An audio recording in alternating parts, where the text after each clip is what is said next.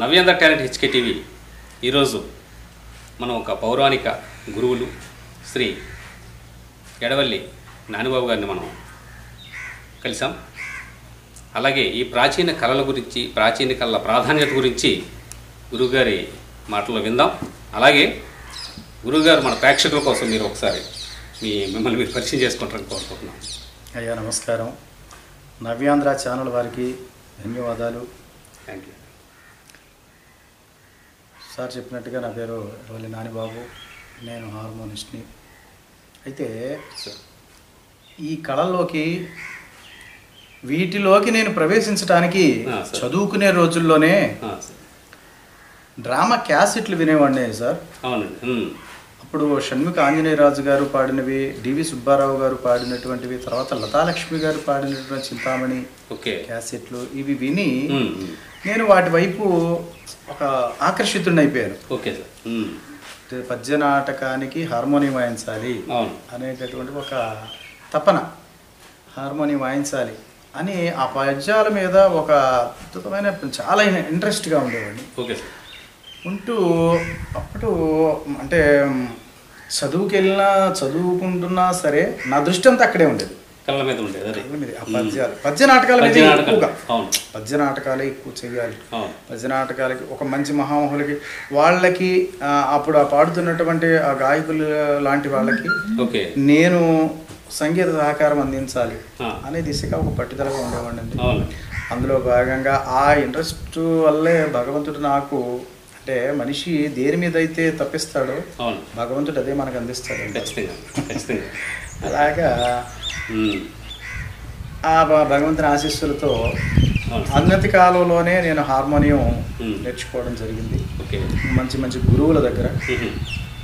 అందులో ముఖ్యంగా మా గురువులు ఏలూరు వాస్తవ్యులు గేదెల రామారావు గారు, ఇంకా చెన్నశెట్టి మురళేశ్వరి, అట్లా చాలా మంది గురువుల దగ్గర అభ్యసించి, అంటే ఈ పద్య నాటకంలోని మెళకువలన్నింటినీ కూడా తెలుసుకుని అట్లాగా చిన్న స్థాయి ఆర్టిస్టుల దగ్గర నుంచి, యాక్టర్ల దగ్గర నుంచి ఒక మహోన్నతమైనటువంటి పద్య నాటక రంగానికి ఓ మణిపోస్తలైనటువంటి అద్భుతమైన గాయకులు, గాయకులందరికీ కూడా నేను హార్మోనియం సహకారం ఇవ్వడం జరిగిందండి. అది నేను చాలా ఆనందంగా చెప్పుకుంటున్నాను. నా తెలుగు నాటక రంగానికి మణిపూస లాంటి చీమకుర్తి నాగేశ్వరరావు గారు, ఉప్పాల నాంచారయ్య గారు, అలాగే జేమ్స్ గారు, ఉప్పాల రాజేశ్వరరావు గారు, ఏ వెంకటేశ్వరరావు గారు, వై గోపాలరావు గారు, గూడూరు సావిత్రి గారు, ఏ జయ నిర్మల గారు, ఇంకా అలా తీసుకుంటూ పోతే ఆ స్థాయిలో కె ములగారెడ్డి గారు, ఉప్పలపాటి సైదులు గారు, ఇట్లాంటి మహామహులైనటువంటి మహామహులు, అంటే నేను కళారంగంలోకి వచ్చినట్టు తర్వాత ఉన్నటువంటి ఆర్టిస్టులు అందరూ కూడా, అంటే గతంలో రాజుగారు డివి సుబ్బారావు గారికి నేను చేయలేకపోయాను, ఎందుకంటే అప్పటికి నేను ఇంకా రంగంలో తర్వాత గుంటుపల్లి నాగేశ్వరరావు గారు, రాజ్యలక్ష్మి గారు, ఇట్లా మహామహులైనటువంటి అద్భుతమైనటువంటి గాయకులకి నేను అనతి కాలంలోనే చాలా దగ్గర సమయంలోనే అందించడం జరిగింది. అందించడం, ఒక హరిశ్చంద్ర నాటకానికి వాయించాలంటే నానిబాబు వాయించాలనేటటువంటిది మా ప్రాంతంలో ఒక పేరు తెచ్చుకోవడం కూడా అది నాకు చాలా ఆనందం అనిపించింది. అట్లా చేస్తూ ఉండగా నాటక రంగాల్లో సావిత్రమ్మ గారు వీళ్ళందరూ కూడా నాయన ఇలాంటి వాళ్ళు నాటకంలో ఉండాలి అని నాతోటి సహజాయులు యజ్ఞనారాయణ, ఒక అద్భుతమైనటువంటి హార్మోనిస్ట్, అట్లాగే త్రినాథరావు, తర్వాత మొన్న గతించినటువంటి గణేష్ కుమార్, ఇట్లా చాలా మంది హార్మోనిస్ట్, సిద్ధయ్య గారు, అలాగే విజయవాడ కుమ్మూరు నాగేశ్వరరావు గారు, ఇట్లా ఎందరెందరో మంచి మహామహులైనటువంటి హార్మోనిస్టుల సరసన, కలిగట్ల రమణయ్య గారు, వీరందరి సరసన నేను హార్మోనిస్టుగా చేస్తూ అందులో నుంచి ఒక మంచి ఇట్లాంటి శిష్యుని తయారు చేయటం మనకున్నంత, ఎందుకంటే ఆ పద్య నాటకానికి ఉన్నటువంటి విషయాన్ని మనం గ్రహించుకోవటం, దాన్ని మనకు తెలిసిన పరిధిలో వీళ్ళందరికీ చెప్పి ఇలా పాడాలంటే భాష, స్పష్టతమైనటువంటి భాష ఉండాలి. అంటే ఎక్కేస్తున్నాం పాడేస్తున్నాం అంటే కాదు, భాష ఉండాలి, నటన ఉండాలి, మంచి గాత్రం, అట్లా నువ్వేమంటున్నావు, నీ పద్యం ఏంటనేది, నీ పద్య తాత్పర్యం నీకు అర్థమైతే అప్పుడు అందులో ఈజీగా నువ్వు ఇన్వాల్వ్ అవ్వగలవు. ఇదే దీని అర్థం, ఇలాగా అని చెప్పేసి అర్థం అవుతుంది. వాటన్నిటిని కూడా వీళ్ళకి చెబుతూ ఇలా చేస్తూ ఈ నాటక రంగాన్ని ఇంకా అద్భుతంగా చేయాలి. ఎందుకంటే అంతరించిపోతున్నాయి కళలు. ఎందుకంటే సార్, కళలు మన దేశానికి పట్టుకోమలండి. ఎందుకంటే ఆనాటి శ్రీకృష్ణదేవరాయలు, ఆంధ్రభోజుల దగ్గర నుంచి కూడా కళలు అనేవి అద్భుతంగా ఆదరించేవారు. ఎందుకంటే కళలు లేకుండా అసలు ఏ రాజ్యం కూడా వెలసలేదు. రాజ్యానికి ఒక ఆస్థాన పండితులు, ఆస్థాన గాయకులు, ఆస్థాన విద్వాంసులు అని పెట్టి చేసేవారు. అట్లాంటి కళలను ఆ రోజు ఆ రాజులు, ఆంధ్రభోజులు వాళ్ళందరూ ఆదరించారు కాబట్టి అంత సస్యశ్యామలంగా అద్భుతంగా ఉండేవి. కానీ రాను రాను రాను తరాలు మారాయి, రాజ్యాలు పోయాయి అయ్యా, దేశాలు పట్టణాలు మిగిలాయి. అయినప్పటికీ కూడా మన తెలుగువారి సొత్తు ఈ సంగీతం ఇదంతా కూడా మన తెలుగువారి గర్వంగా చెప్పుకునే ఒక అద్భుతమైన మన సొత్తు ఇది. ఈ సొత్తు కోసం పాశ్చాత్య దేశాలు అంటే అమెరికా, ఇంగ్లాండ్ ఇట్లాంటి దేశాలు కూడా మనల్ని గౌరవంగా తీసుకెళ్ళి వాళ్ళు మన కళల్ని చూసి ఆనందిస్తూ ఉన్నారు. అంటే వాళ్ళు చేయలేరు, వాళ్ళకి తెలియదు. ఇందులో అర్థం ఏంటో వాళ్ళకి అర్థమైంది కాబట్టి తెలుసుకున్నారు కాబట్టి. కానీ మూర్ఖత్వం ఏంటంటే మన వాళ్ళు తెలుసుకోలేకపోతున్నారు. మన కళలో ఉన్నటువంటి గొప్పతనం ఏంటనేది మన వాళ్ళు తెలుసుకోలేకపోతున్నారు.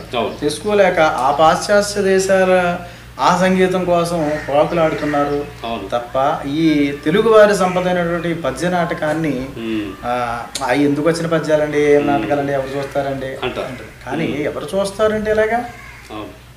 కమిటీలు ఆదరించాలి ఏమండి, ఇప్పుడు దేవస్థానాలు ఆదరించాలి, ప్రభుత్వాలు ఆదరించాలి. ఆదరిస్తేనే ఈ కళలు అనేవి పచ్చగా వెలసిల్లుతాయి. అలాగా ఎవరు చేసే ధర్మాన్ని వాళ్ళు చేస్తూ ఉంటే అన్నీ బాగుంటాయి.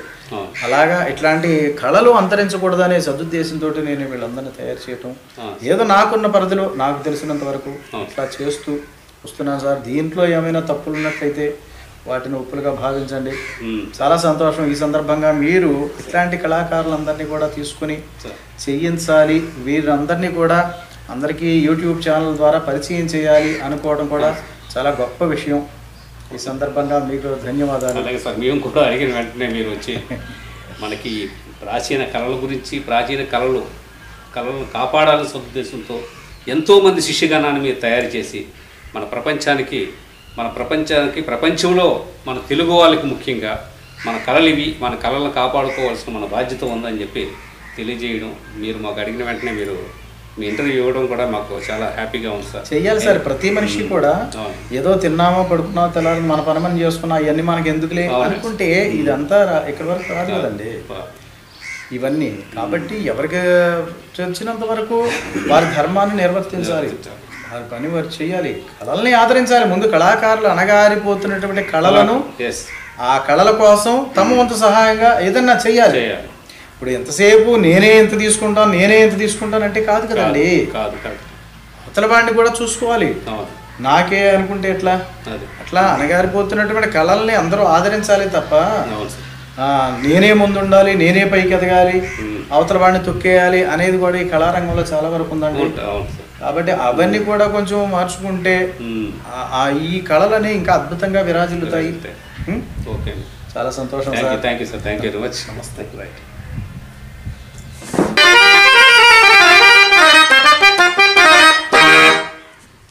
చింతామణి, ఎవరి మాటలో ఎలా నేనెన్ని మార్లు నిన్ను శ్లాఘింపలేదు చింతామణి.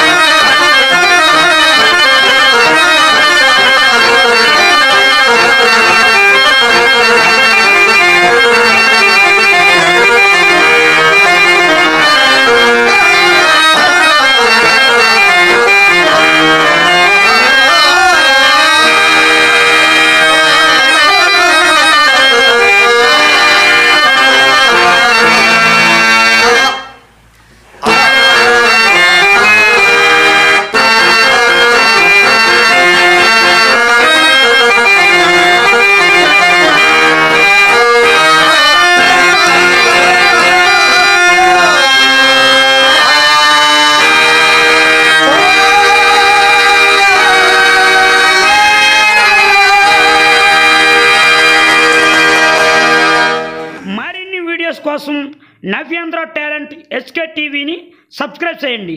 అలాగే పక్కనున్న బెల్ ఐకాన్ను కూడా క్లిక్ చేయండి.